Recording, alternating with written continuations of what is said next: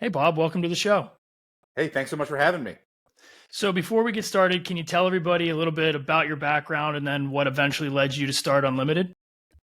Yeah, for sure. I've been a systematic investor for about 20 years now. I started my career at Bridgewater Associates, which at the time that I left was the world's largest hedge fund, where I was developing, systematic, proprietary systematic investment strategies across all the major asset classes. Uh, and after I left, I also spent some time running a $125 million venture fund that used big data to identify high potential early stage consumer opportunities. So you can think about it like systematic investing, but the private side of 2 and 20. And increasingly, my later years at Bridgewater, my time in the private side of the world of 2 and 20, increasingly realized that 2 and 20 businesses are really good for the managers, and they're not that great for the investors. And that's because managers generate great returns and they also charge high fees, which means that investors are not that much better off than they would be otherwise, particularly if they're taxable investors in the US. And so that got me to thinking about whether there was a way to bring the concepts of diversified low cost indexing, which has obviously totally changed stock and bond investing for the better, and bring it to the world of 2 and 20. Now, I think there's a lot of people who are trying to do access to alternatives. And the challenge with most of those approaches is that they're often adding to the fee problem rather than increasing access and reducing the fee problem. And so our idea was, instead of sort of creating even more niche bespoke products, use our experience with modern machine learning technology to replicate how those managers are operating and investing, and take that understanding and package it into products that are available to a wide variety of investors, and that are structured in a way that they're more tax efficient, more liquid, more transparent than typical LP positions. And so that's really the core concept behind Unlimited, is that idea of low cost, diversified 2 and 20 strategies for every investor. Well, before we geek out on machine learning and hedge fund replication strategies, I always like to ask, what do you like to do outside the office? Any hobbies, things you like to get into when you're not working?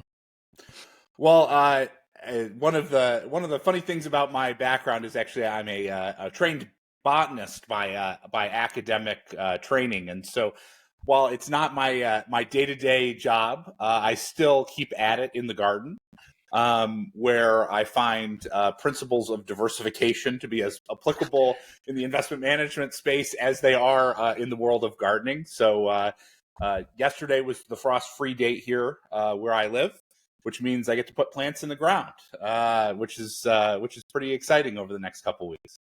Yeah, I just did I just started our garden last week, so I'm hit or miss. I'm an amateur. You could probably help me and provide some advice there. Everyone is hit or miss when it comes to gardening, right? Mother Nature is fickle, and part of the joy you have to find in gardening is the process of the gardening rather than the particulars of the output. And that's why I've found, at least in my years of gardening, that much better to plant a whole bunch of different stuff and see what comes and take joy in that, and not stress too much about hoping to get one particular plant Right. or one particular crop to come out the way you'd like. Well, that's great. And yeah, I'm hoping to get some peppers this year. We'll see. I'm trying for the first time, but we'll see. I'm going to do the ghost peppers. I'm going to try my best. So let's talk about Unlimited as a whole, right? I know you guys have the ETF strategy, which we're going to talk about in depth. Do you guys do anything else to kind of service clients, or is that your single focus business line? Yeah, what we've done, if you think about it, is we've built a technology we call our return replication technology, which allows us to look over the shoulder of what asset managers are doing in close to real time, and take that understanding and quantify the exposures that they have and translate that into positions in liquid securities. And so, as you mentioned, we have one ETF in the market that folks can see, out in the public. We also use that technology and package it together in other products, some of which are more appropriate for financial institutions, particularly thinking through what's sort of the best way to construct a portfolio. One of the really neat things about using replication and indexing of alphas is you can start to think about how do those alphas perform at different times in the business cycle, in response to different monetary policy conditions, et cetera, and start to build a better and more agile multi-strategy portfolio than what's available for typical allocators. So that's sort of the institutional side of the business as well. Yeah, that's great. And so what is it about hedge fund return profiles that investors find appealing, right? We hear a lot about hedge funds, and this show is tailored to, financial advisors and RIAs. So what is it about that hedge fund return profile and the risk return of them that makes them appealing, or that they should be a part of more of a diversified portfolio? Well, I think for most people, they can look at, say, net returns indices, and they certainly aren't screaming off the chart that that's something that you want in your portfolio. And what I'd emphasize is that the problem there is not the strategies. The problem there is the fees, because that performance that you see is net of hundreds of basis points of fees that the managers are receiving on an annual basis. So if you think about the strategies, not the net return outcomes, but the strategies, those strategies are actually quite good on a gross of fee basis. They typically have returns equivalent to or a bit better than the equity market over the last 25 years. They have about half the monthly volatility and about a third of the drawdown profile. So, and they're not, they're modestly correlated to assets overall. And so you think about that combination of things, and that's actually a pretty good return profile that you probably want in your portfolio. The problem is it's too hard to gain access to it in a way that's tax efficient and low fee. And so that's basically what we're targeting at Unlimited is how do we translate those great strategies that are out there that are generating great alpha? How do we make those available in a way that doesn't have so much decay related to fees, transaction costs, and the tax problems that typical structures have?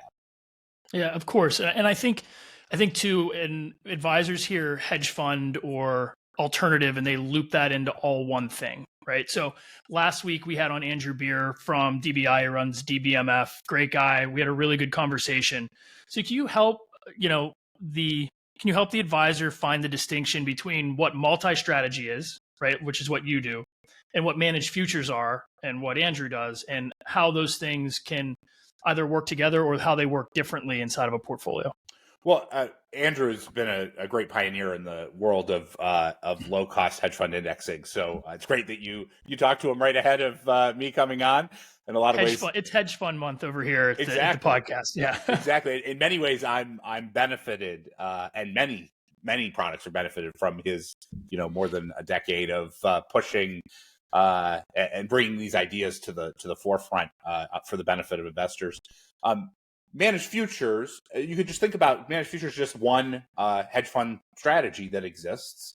Out there in the market, there's a lot of different hedge fund strategies, equity long short, global macro, fixed income strategies, managers that are focused on the emerging markets, maybe event focused, M&A type strategies that are out there. And so whereas, the managed futures approaches focus on one particular strategy, and generally they do a pretty good job of delivering those strategies at a very cost-effective way. What we're focused on is building an overall portfolio of alpha strategies or hedge fund style strategies, which includes all those different strategies. In a lot of ways, you can think about what we're doing is creating an index fund of hedge fund strategies in the same way, there's SPY or the Qs or things like that. So that, for investors who are, for allocators who are looking for just an efficient way to gain access to that diversified portfolio of different strategies, our idea is this could be one way in which you could do that specifically, rather than necessarily picking individual managers or picking individual strategy types. You sort of get the best of the universe in aggregate by using what we're designing. Yeah, no, and that's great, and it's helpful. So let's talk about your ETF, HFND. So it's your multi-strategy return tracker ETF. So we kind of hit on it a little bit, but why don't you kind of go a little bit deeper about what the strategy is trying to accomplish? We understand it's hedge fund replication, but what can people find in it? How is it constructed? What's the overall strategy behind it?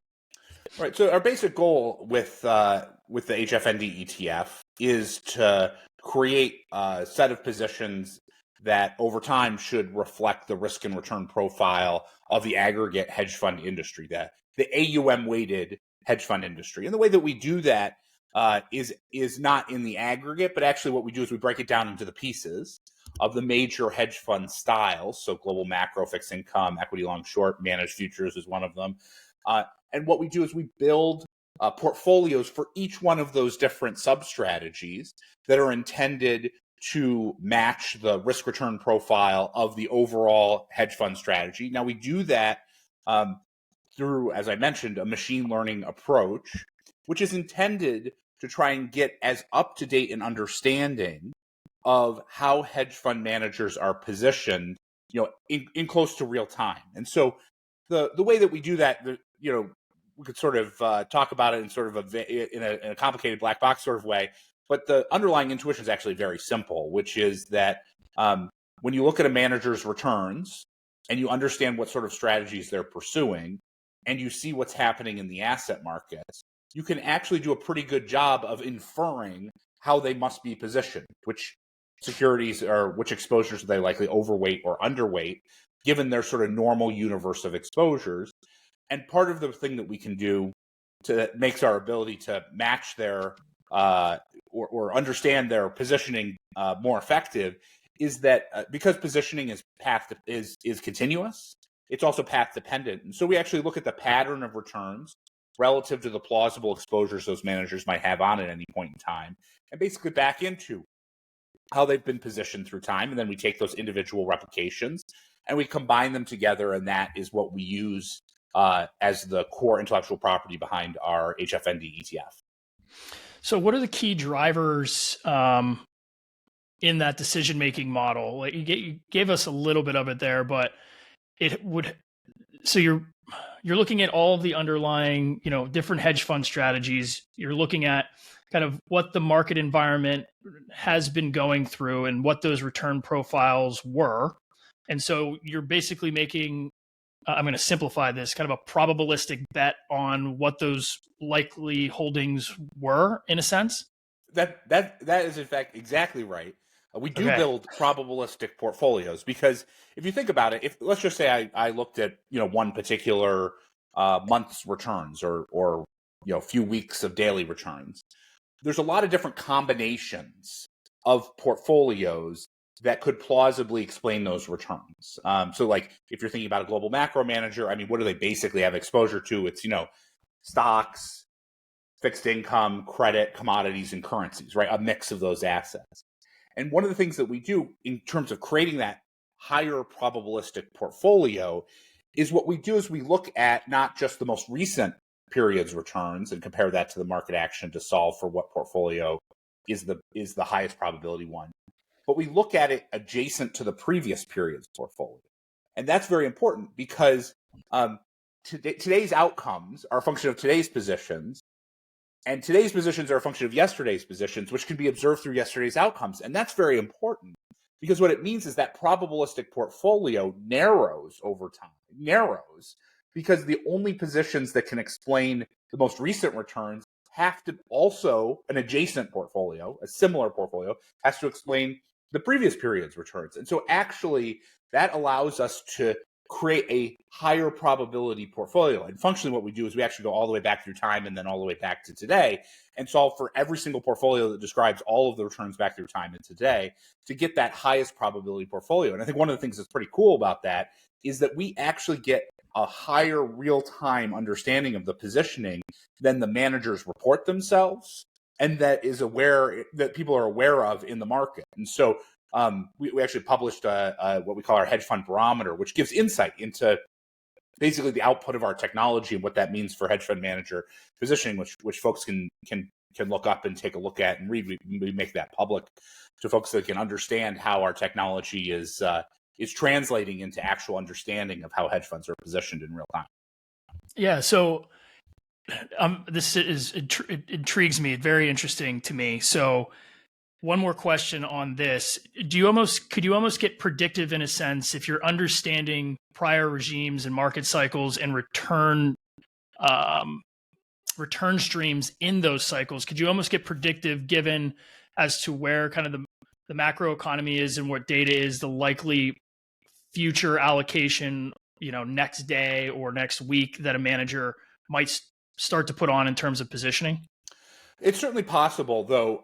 The thing you would want to weigh in that is your ability to predict their shifts relative to the quality of interpreting their shifts and the cost of the delay costs. And so, if you have relatively real time data, and there's there's hedge fund performance information that comes out daily with a couple days lag, very very high quality information that comes out monthly with a couple monthly a couple days into the subsequent month. So you want to weigh your ability to predict relative to the information value that exists there. And what I'd say is, hedge fund managers, many people think are like hot shots that are like wildly moving their positions around.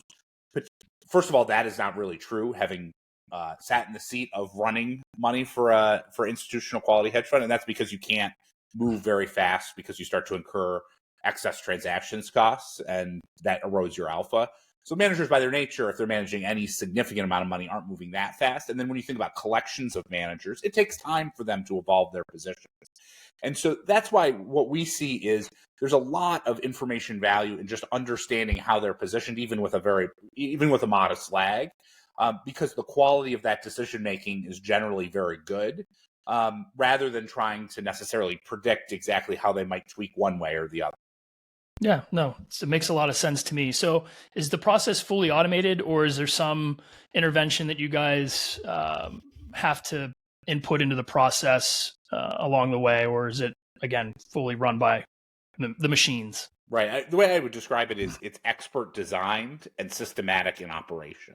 And what that means is, there's been a lot of efforts at sort of replication approaches in general. And I think one of the challenges with those is that many folks who have pursued those haven't necessarily actually built proprietary strategies and actually run the money to understand how they're constructed. And so there is a real craft, and between my co-founder and I, we have almost 50 years of experience in this business, building proprietary hedge fund strategies, and that shows in how, and that is critically important in terms of how we build the approaches.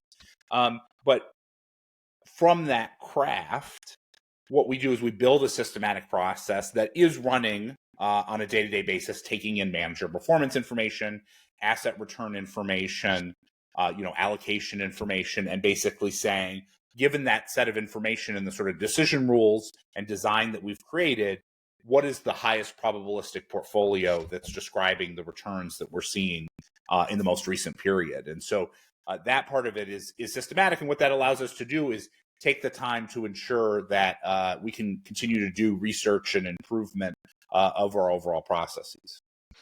Yeah. So talking more about the kind of the underlying holdings and how it's all constituted, is the strategy, easy question, is the strategy go anywhere? Is there any kind of guardrails? I know you're using some futures and some ETFs.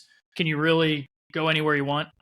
Well, functionally, if you think about, there's $5 trillion of assets in hedge funds. Basically, what that means is that hedge funds are invested in or exposed to, the 70-ish largest liquid markets in the world. And so our opportunity set is essentially the 70-ish largest liquid markets in the world. And that may adjust over time as certain markets emerge and others no longer are as large. But in general, that opportunity set exists through time, and then we just express those views in what we believe to be the most efficient security possible, whether it's in ETFs or cash equities or futures in many cases. And on prospectus, we have the ability to also use things like vanilla or custom swaps as well. So we're basically just using whatever is the most efficient way to express the view. And excuse me for not knowing this. Is the portfolio long only, or can the portfolio go net short? No, the portfolio includes positions that are both long and short. And we do have aggregate risk controls in place that are inside the margins that exist from a regulatory perspective to ensure that we don't take undue risks or risks that would be unexpected to us over time, though we don't really find ourselves in that position frequently and haven't since we've launched the strategy. So staying on those guardrails, do you have any guardrails when in positioning in terms of sector or regional exposure? I mean, are there kind of max and mins built in there, so you're not getting the portfolio maybe overexposed to I don't know, home builders, right? Right. So, I mean, first of all, the thing I would say is by design and craft of the replication technology, it's intended to be what we describe as a parsimonious yet comprehensive set of opportunities. And so, just functionally as a result of that, there is not, there's limits to concentration that can exist. For instance, if you're an equity long, if you're trading equity long short, there's regional sector indices, regional indices, factors, sizes, sectors, et cetera, that all of these different pieces that go together to create, an opportunity set of, let's say, 30 different exposures just for that one type of replication. And so by design, we ensure that it is not overweight one particular outcome. And then, of course, at an aggregate level, one of the things people often can forget is that there are significant restrictions and constraints on portfolio concentration, regulatory constraints. We're well within those regulatory constraints, but those are sort of like the ultimate backstop to ensure that there is sufficient diversification. Functionally, what you see is roughly 50 positions, and a whole wide variety of different exposures that are in the portfolio. So how often are you kind of doing a look? Is it a daily look and you're readjusting? Is it weekly, monthly? Like, is there a normal cadence of rebalancing, or is it just fully active? Yeah, what we're doing is we're getting market performance information and manager performance information essentially every day, and reflecting that understanding on a daily basis. Now, that doesn't necessarily mean we trade or adjust the positions every day. Part of running the money also is ensuring that you're trading in a way that doesn't, create undue churn or chop in the process. And so you want to have significant enough shifts in position to be trading them. So it doesn't necessarily trade every day at all, but we're sort of reevaluating on a continuous basis. And so if and when things change meaningfully, we are in a position to be able to adjust the portfolio accordingly, within that same day. That's great. So if you're sitting down with, an RIA group that's got an existing model portfolio that they've constructed, where you would kind of steering them to find an allocation for this ETF, and kind of, I would assume you're going to put it in maybe an alts bucket or maybe adjacent to their equity exposure, maybe, but and also kind of talk about how you would look at allocation size for this particular ETF. Yeah, part of the inspiration actually of this whole approach was looking at what big institutional investors do with their allocations, and to simplify the picture, essentially, what if you're hundreds of billions of dollars in size sovereign wealth fund, you go invest in dozens of managers and you beat them down on fees to get essentially a low cost index hedge fund index product. And so our kind of idea was to create the same style of product and just make it available whether you got $20 bucks or $20 million bucks.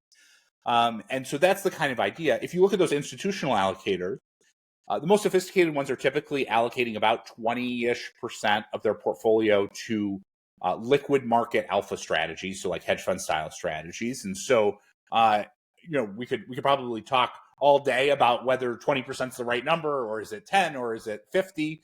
I think there's a good reason why they've sort of landed on roughly 20, given the balance of the portfolio improvement, the probabilistic success of alpha, and the goodness of other return opportunities. And so if you're thinking about, hey, look, I have a standard ETF portfolio, and I'm thinking about how big should alts be in my portfolio, I think in that context, like roughly 20% is the right number. And within that context, what I'd say is, in the same way, on your liquid equity portfolio, you might have SPY or the equivalent, the Vanguard equivalent, and then have, maybe some sector options or sector allocations, or thematic allocations that seem compelling at the time. So too, in your alts allocation, could you use HFND as a product that is, sort of your standard index for there, and then allocate some of that capital to probabilistic opportunities that you think could be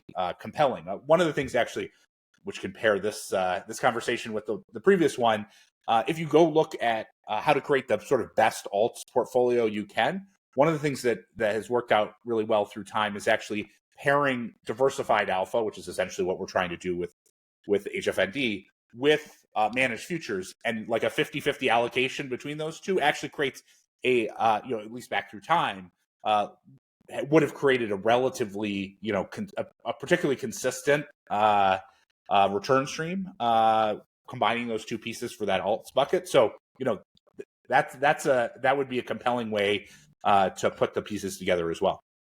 Yeah, no, I agree. It's so your fund launched about the same time as ours, so you're almost a year and a half, maybe a year and a half in. Roughly. We know it's kind of a patience game in terms of distribution. So how are you thinking about, as you're getting closer to that 3-year number, thinking about distribution kind of going forward and starting to really get more people involved in the fund and in this space in general? Because I agree with your assessment. I think managed futures and multi-strategy deserves a spot in kind of every diversified portfolio. And so, how are you thinking about getting the word out, marketing and distribution, as you kind of get a little bit closer to your 3-year numbers? Yeah, I mean, as I'm sure you appreciate, in the early stage ETF market, primarily the investors that are coming to those products, the early movers in that market, are your independent RIAs, and so we've built great relationships with dozens of independent RIA managers around the country, many of whom are trying to bring their clients, diversified, low-cost ETF model portfolios, and pair that sort of asset management with planning activities that in many ways need to be much more tailored to the individual investor. And so that's mostly who we're focused on. I think probably the sort of critical way in which we've done that, we're still a very small team, is through a content-oriented strategy where a lot of what I do is connect with both the advisors directly, as well as across social media, Twitter, YouTube, et cetera. As part of that process, really bringing that sort of institutional quality research and perspective that had existed when I worked at Bridgewater, and bringing that to every RIA that's out there in the world. It's kind of amazing how underserved those folks are with getting high quality research, because they're typically too small for the banks to really pay attention to, and they're obviously not getting access to big institutional allocator research that's being created on an ongoing basis. And so in a lot of ways, when I was at Bridgewater, I used to write the Daily Observations, which was a very well regarded institutional research piece there, came out daily. And today I basically have taken that concept and just translated it on Twitter, and that's been great. It's been an incredible environment. You would be amazed at how many advisors are out there getting meaningful information from Twitter, from YouTube, from all of these sources, because they don't have great other ways of getting that understanding of what's going on. Yeah. Well, Bob, I really, really appreciate your time. Before I let you go, where can people learn more about you? You have your Twitter handle right here on here. Learn more about Unlimited and learn more about HFND. Yeah, for sure. If you want to get into the flow of those sort of ongoing macro takes, definitely check out Twitter at this handle, or YouTube under the same handle, which I think where we have monthly macro outlooks published there, as well as clips from my ongoing media appearances. So that, I think people find that very, very interesting, bite-sized ways of getting some perspective on what's going on. I also write about the industry as a whole on my LinkedIn under my name. And if you want to learn more about what we're doing at Unlimited, definitely check out our advisor site, unlimitedfunds.com, which has a lot more information about our technology, our products, and backgrounds about what we're doing. Well, again, Bob, thank you so much for your time. Thanks for joining us. Thank you so much for having me.